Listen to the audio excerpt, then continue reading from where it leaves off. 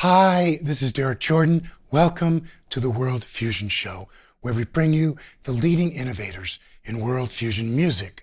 Today, my guest is Jamshied Sharifi, who is a composer, orchestrator, and has done many CDs, producing for other people, and also producing his own music and writing on CDs. He's had award-winning Broadway arrangements, orchestrations, and I just want to say, welcome, Jamshied Sharifi, to the World Fusion Show. Thank you so much, Derek. It's a pleasure to be here. Thank you so much for coming. It's great to talk to you. Now, I just would love to start, and we usually do, by asking my guests about your background. And, what was your musical background, cultural background, whatever you'd like to share? Okay. Well, I was born in the Midwest to a Persian father and a mother from Kansas. My father exposed me to a lot of music when I was younger, mostly traditional Persian music and jazz. He was very much a jazz fan.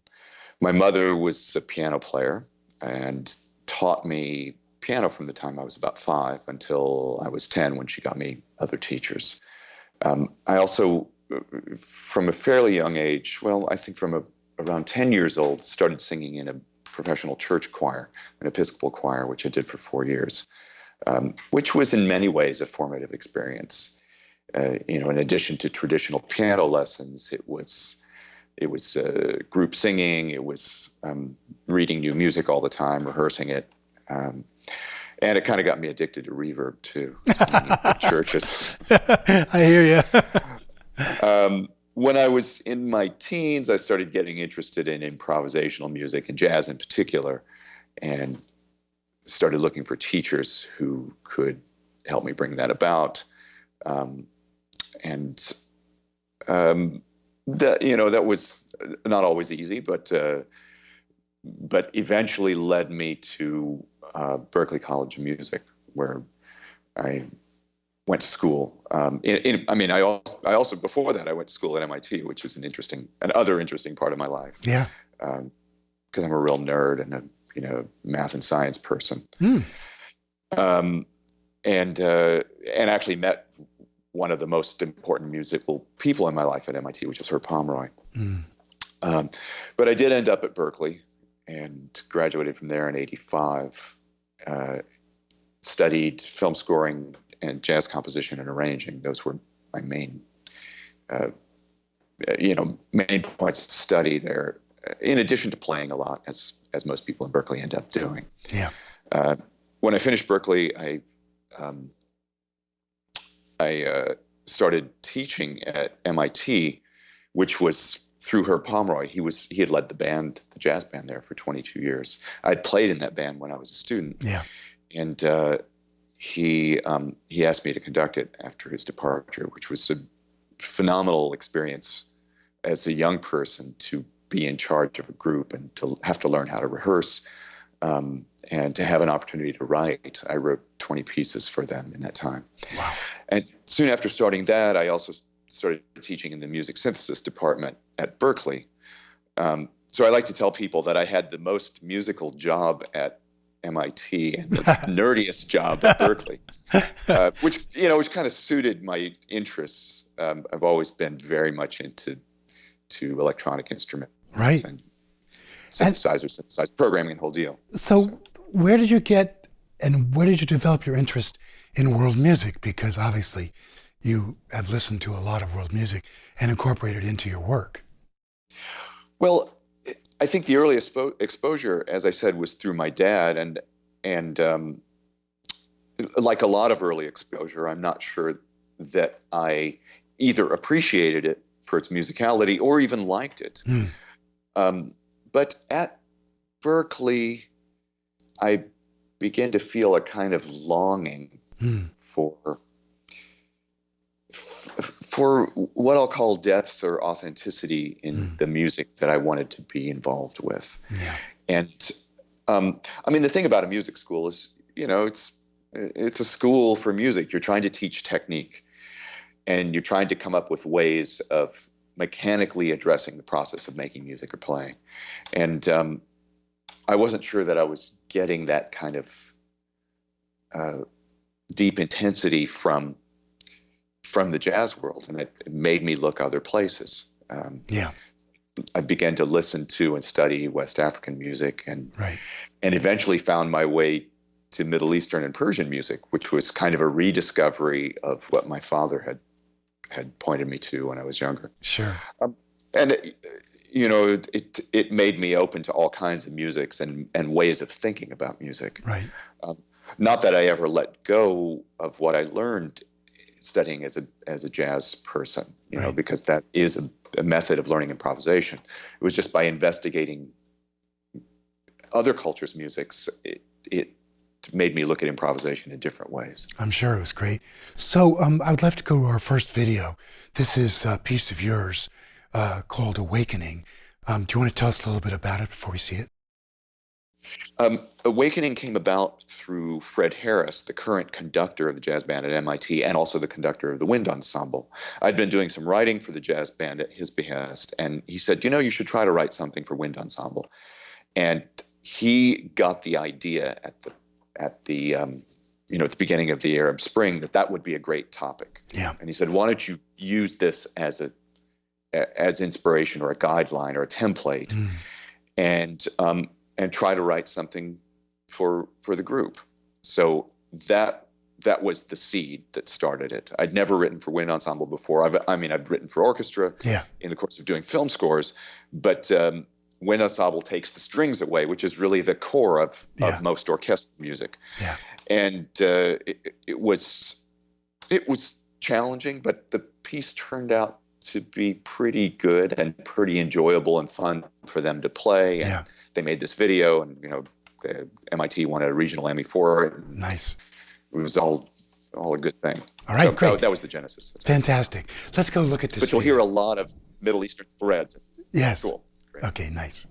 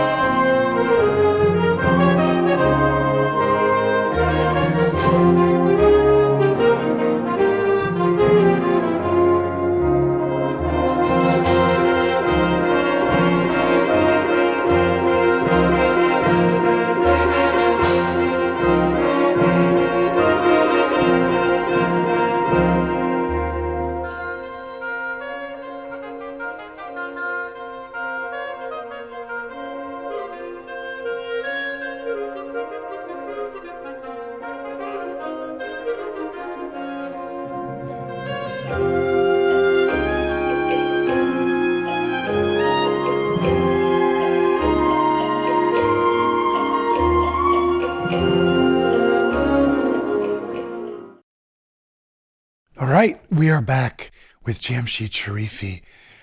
Hey, that's beautiful stuff. Great orchestration. Very, very nicely done. Very well played, I should say, by the students, I think. Yeah. Yeah, for non-music majors, it's pretty impressive. I thought so. Anyway, so you've done all kinds of things and way more than we can really cover in the show today. But one of the things is you won an orchestration award for the band's visit, a Broadway musical. What was that like working on Broadway and in that show? it was a show where really everything fell into place in terms of the director, the composer, the music team, the music director, Andrea, and obviously the cast. Just a wonderful cast that was where everyone was right for the part. Right.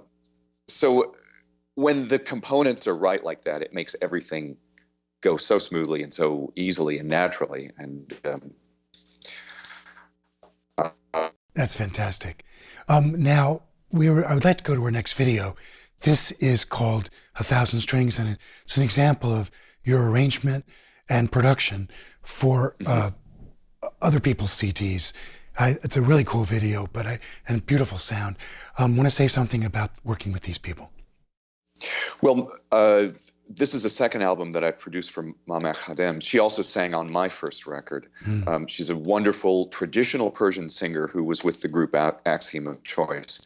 But unlike a lot of traditionally trained Persian musicians, she has always looked outside of her culture and outside of her stylistic comfort zone to find new ways of doing things. So this record and the one before it were explorations of melodies from the region, but not necessarily from Iran, even though most of the lyrics are in Farsi. Yeah, yeah. Do you speak Farsi?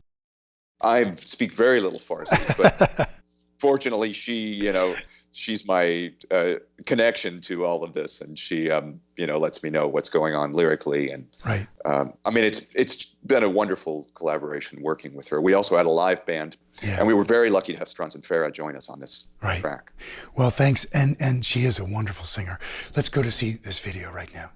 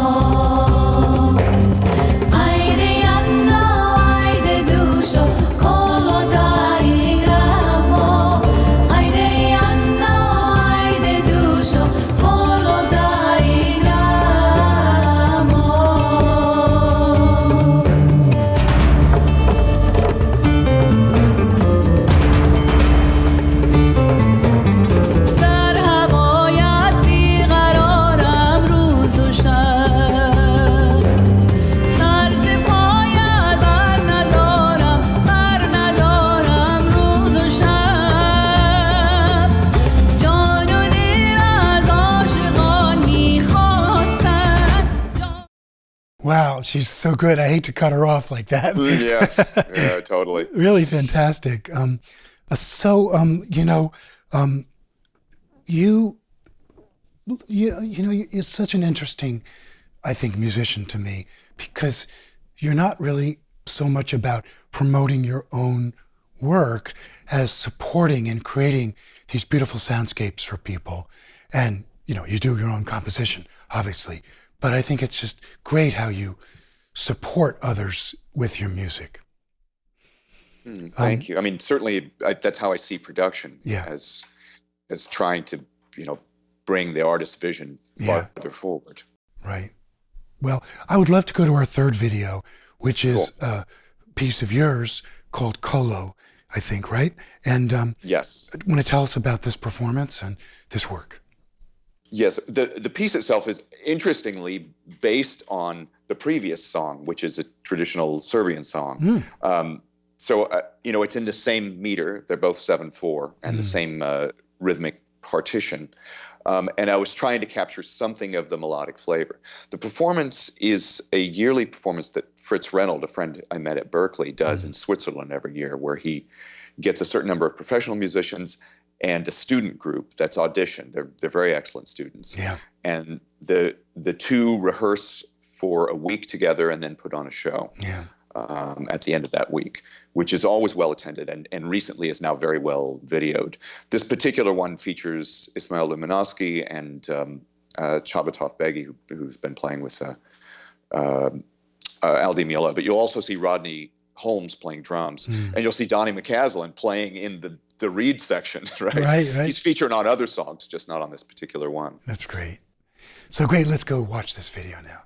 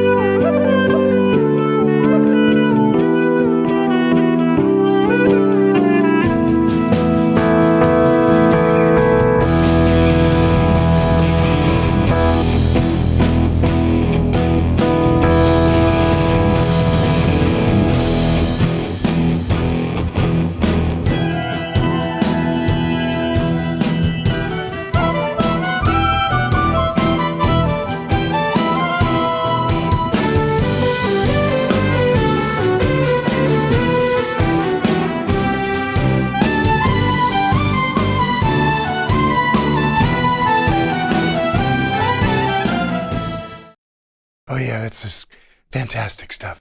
I really love that clarinetist.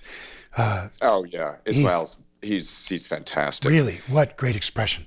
He has a band, New York Gypsy All Stars, that's really worth checking out. Yeah, that's cool. I also noticed one of our previous guests, Christiane Karam, is in the ensemble. Fantastic. Yes, yeah, she's She wonderful. was featured on some other songs. I love her. I just had her sing on a film score I was working on. That's great. She's terrific. I'd just like to, is there anything else that you'd like to share with our audience? Well, no, just it's a pleasure to be with you and, get to share some music. Interesting to see all the threads between these different parts of my life, because usually in the day-to-day thing I'm just kind of lost into whatever project is going on.